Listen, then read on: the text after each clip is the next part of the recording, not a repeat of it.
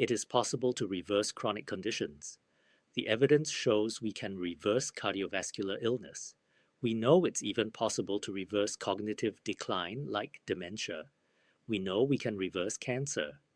Consider individuals in their 60s already diagnosed with heart disease. In one trial, participants were given 2 cups of a certain hot beverage daily for 30 days, and they managed to potentially double their circulating stem cell count. This intervention also helped restore, reverse, and enhance the resilience of their blood vessels. Research on natural killer cells and T cells in endurance athletes reveals something fascinating. After events like marathons, their immune function doesn't crash. Instead, it remains elevated. I was once a major doubter regarding collagen. My perspective has shifted entirely. It's like a nutritional powerhouse. Its benefits for the gut microbiome are so profound that studies indicate eating just a couple servings can, almost overnight, shift your gut bacteria toward a healthier profile. The crucial point about stem cells is this: while commercial industries are still developing their approaches, our own physiology has already perfected the system. We harbor roughly 70 million of these repair cells within us. You may not require any injections if you can simply summon your own endogenous cells. One method to achieve this is through diet. Science reveals specific foods can mobilize stem cells, much like bees emerging from a hive. These cells then enter your bloodstream, circulate throughout your body, and intelligently migrate only to sites requiring regeneration and repair. This is healing from the inside out. It's a process that occurs daily, though it rarely makes headlines. Yes, internally, we experience wear and tear constantly, but there's no need for alarm. A dedicated SWAT team of stem cells is on patrol, managing and fixing these issues. One universally appealing food that does this is chocolate. Genuine, dark chocolate, to be precise. Aim for 70% cocoa content or higher, 80%, 85%, even 100%. The percentage reflects the amount of plant-derived cacao from the cacao pod within the product. Therefore, the darker the chocolate, the greater the concentration of cacao, and the more of these beneficial plant compounds you ingest. This seed pod is rich in polyphenols and proanthocyanidins, among many other compounds. Proanthocyanidins have been specifically studied. One of their documented effects relating back to stem cells is that when we consume dark chocolate, the polyphenols from the cacao actively mobilize and summon our stem cells. It's akin to bees leaving their hive to address damage. This was studied in 60-year-old patients with heart and cardiovascular disease. These individuals had plaque buildup inside their arteries, and their blood vessels were stiff and poorly functioning. A clinical investigation provided participants with 2 cups of hot cocoa made from dark chocolate every day for a month. They observed that participants could increase their bloodstream stem cell count by up to 2-fold. Furthermore, this chocolate study found that the dark cocoa was able to recover, reverse, and improve flow-mediated dilation and vascular resiliency in these older individuals with hardened arteries. This demonstrates a capacity for repair that deserves recognition. If you take no action, chronic disease is a likely path. However, you can actually recover. You can reverse chronic illnesses. We have proof you can reverse cardiovascular disease. We know you can, in many respects, reverse dementia. We know you can reverse cancer. Ample evidence exists that we can enhance cardiac function and create a rebound effect for heart health. So, why haven't we considered this possibility sooner? We can reverse hypertension. We have interventions to lower blood pressure. What leads us to assume conditions like diabetes, heart disease, cancer, or dementia are permanent? The astounding reality is that the foods we consume, and people often discuss superfoods and super supplements, but I'll state there's no true superfood. It's the components within foods, the bioactives, the polyphenols, the dietary fiber, and how our body responds to these inputs by activating our innate health defenses. That is the genuine secret to unlocking a diet that enhances our well-being. Returning to the athlete analogy, taking a 30-minute walk after dinner is excellent for your metabolism, circulation, and numerous other functions. It's a manageable activity for an older person to maintain throughout later life. But if you're training for a marathon, you start with a gentle jog and progressively intensify, pushing past your limits each time to prepare for race day. That concept is straightforward. We know our bodies can adapt. However, intense training can actually suppress your immune system. A lowered immune defense naturally makes you more susceptible to illness. This is why, when you speak to those who have run major marathons, they often describe feeling both exhausted and euphoric afterward. They celebrate amidst crowds of supporters who may be coughing and sneezing, and unsurprisingly, many runners fall ill for a few days before recovering. Blueberries contain anthocyanins, a type of polyphenol that acts as a natural pigment. Consuming just 1 cup of blueberries daily, about the amount shown here, perhaps a little more, for the 3 weeks preceding a marathon can elevate your immune baseline. You'll operate at a higher functional level. Who wants to fall sick before a major race? You need to be in peak condition. Post-race research shows that in athletes who consumed blueberries, the natural killer cells and T cells, key immune components, do not drop. Their immune system remains elevated. Let's address inflammation. A common myth persists that all inflammation is harmful and must be eliminated. This is completely incorrect. Inflammation is beneficial when it occurs in small, controlled amounts for brief periods. Imagine you're cycling and you fall, scraping your knee. After cleaning the wound, the area becomes swollen. That's inflammation. It's your body's natural response to injury, essentially declaring, "Let's clean this up." It's like a janitorial service coming to tidy a room, change the sheets, and remove the trash. That is inflammation's intended purpose. But housekeeping doesn't lodge in your room permanently. They leave once the job is done. That short-term, on-demand inflammation is precisely what you want. Chronic inflammation is the real issue. This happens when inflammatory cells accumulate in an area, potentially spreading, and then persist indefinitely.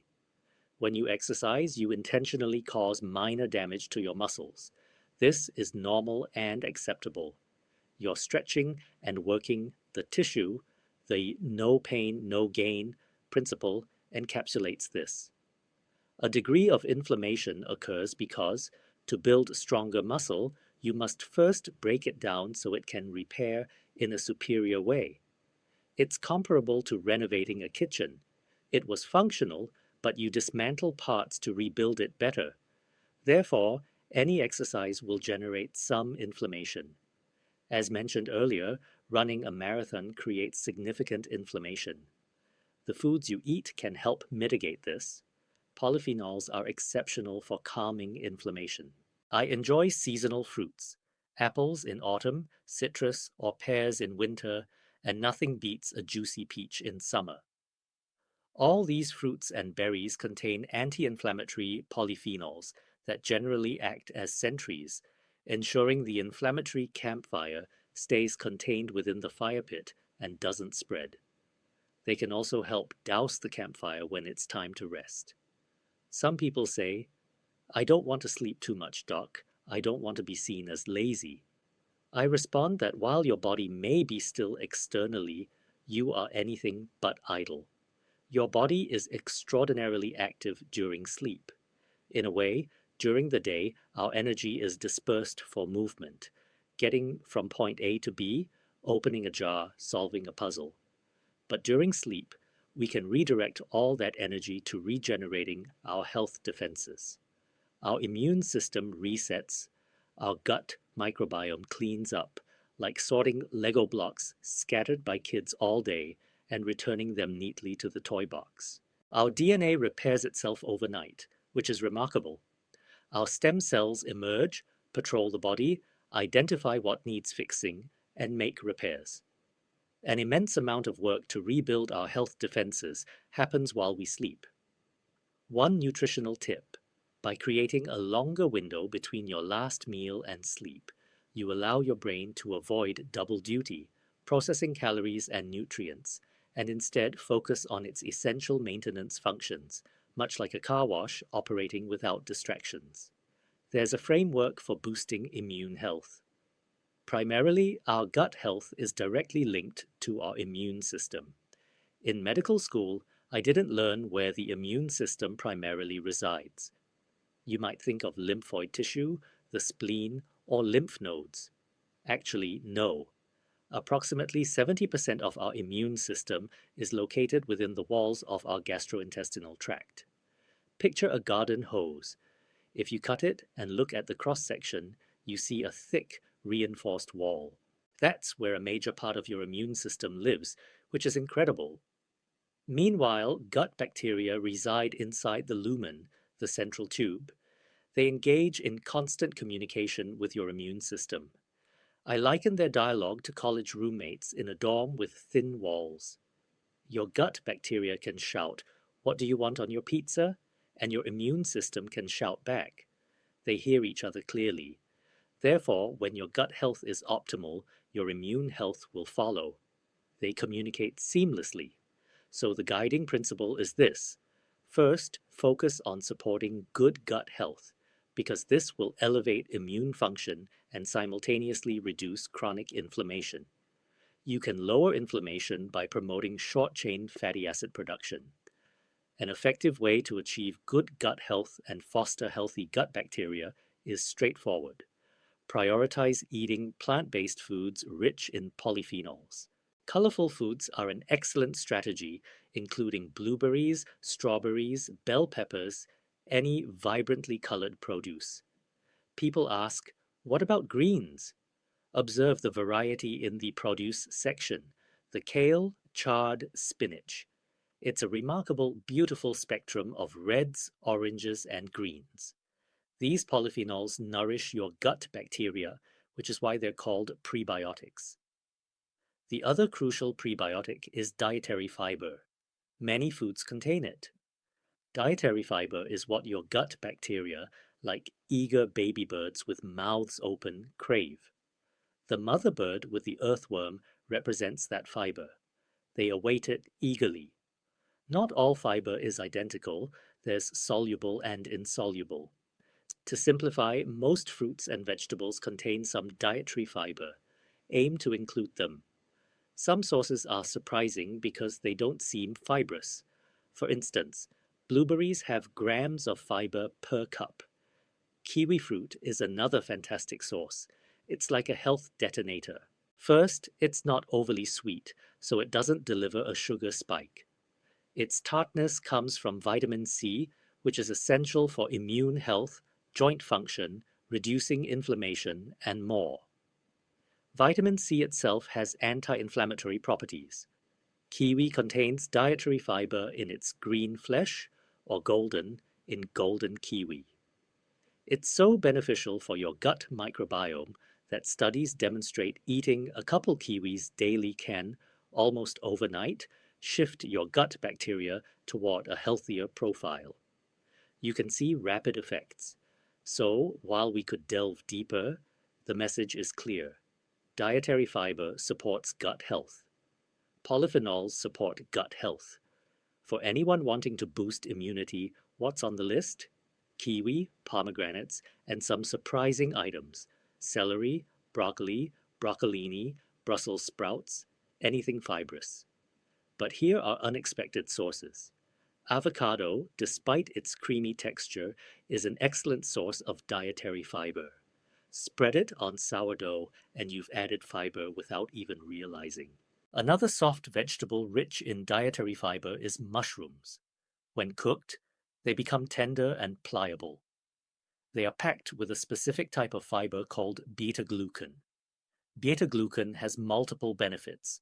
As a dietary fiber, it stimulates angiogenesis, formation of new blood vessels, improves circulation, lowers inflammation, and feeds your gut microbiome. Additionally, beta-glucan can stimulate your stem cells, aiding your body's regenerative processes. I was once a significant skeptic of collagen supplements. As a biologist and physician, the idea that consuming animal-derived joint tissue, even in gelatin form, would somehow travel directly to your own joints seemed far-fetched. I thought stomach acid would dismantle it completely. However, I've revised my opinion for two reasons.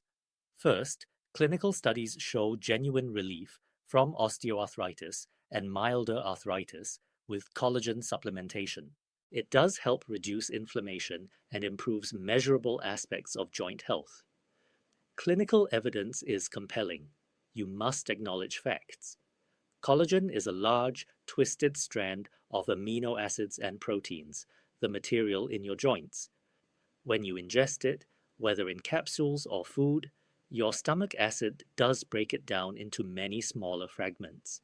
These fragments enter your bloodstream. New research indicates these collagen fragments are biologically active. These small pieces circulate and can activate your fibroblasts, the cells that produce collagen, to manufacture more of their own. It's not the ingested collagen itself rebuilding your joints, it's these fragments triggering a chain reaction that leads to increased collagen production. It's impressive, though not a miracle cure. If you have joint issues, consult your doctor to manage comfort and minimize damage. I must always state this as a physician. This isn't about abandoning medical advice, but these are supportive measures you can implement at home, which your doctor may or may not mention. Do your own research. Creatine is another remarkably effective substance. Clinical studies almost universally show benefits with minimal downsides. The most convincing argument for me is its neuroprotective properties. It supports brain health, cognitive performance, and aids recovery from head trauma. I'm not referring to knockout punches in boxing, but everyday incidents like car accidents or falls on ice. Creatine helps protect the brain. Studies demonstrating recovery, protection, and preservation make creatine a supplement worthy of serious consideration. Should everyone take it? That's a personal decision based on research. As medical professionals advise, if you choose to take supplements, it's wise to discuss them with an open-minded, informed doctor, especially to check for interactions with medications. I offer 3 straightforward pieces of advice for anyone wanting to start the year with simple, actionable steps. First, embrace the holy trinity of beverages. People often overlook drinks, but for health, the trio is water, tea, and coffee. Avoid adding dairy to your tea or coffee and skip added sugar. Dairy fat forms microscopic bubbles in your beverage that trap polyphenols.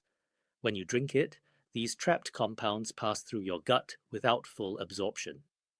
You might absorb only about 20%, missing the majority. If you prefer a milk-like addition, plant-based options like almond or soy milk don't create these bubbles and are fine. To maximize health benefits, the polyphenols in coffee and tea are exceptional for longevity, performance, and overall wellness. It's an easy routine. And water? Ensure you drink enough.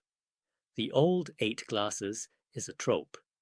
Drink according to your thirst. Don't hesitate to have a glass of water.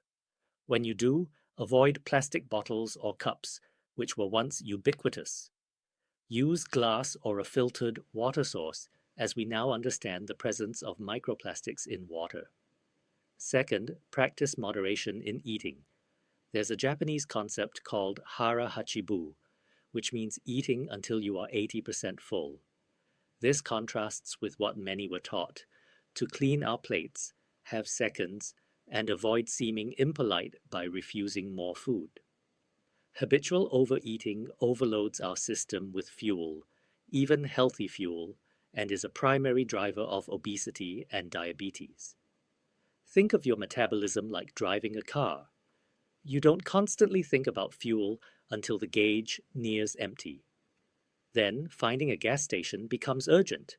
You stop, turn off the engine, you're not burning fuel, and refill until the nozzle clicks off. Your car's tank knows when to stop. Now imagine if that automatic shut-off didn't exist.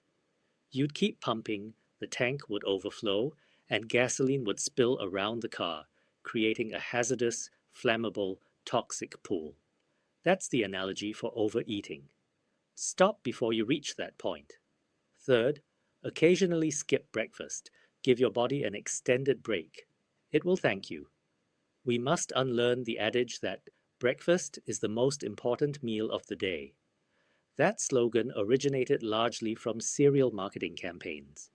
If you recognize your own agency, you can choose what and when to eat.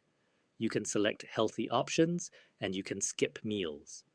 Skipping a meal is not like skipping school. You won't get detention. In fact, your body will reward you. It's like earning a gold star for giving your digestive system a rest. I believe the medical community needs to evolve. Medical schools and continuing education should train doctors in concepts like circadian eating, metabolism, and goal-oriented health strategies. Currently, these aren't standard curriculum, leaving patients without a trusted resource and often searching for answers independently. If you found this video valuable, there's another you might enjoy. Please take a moment to watch it next.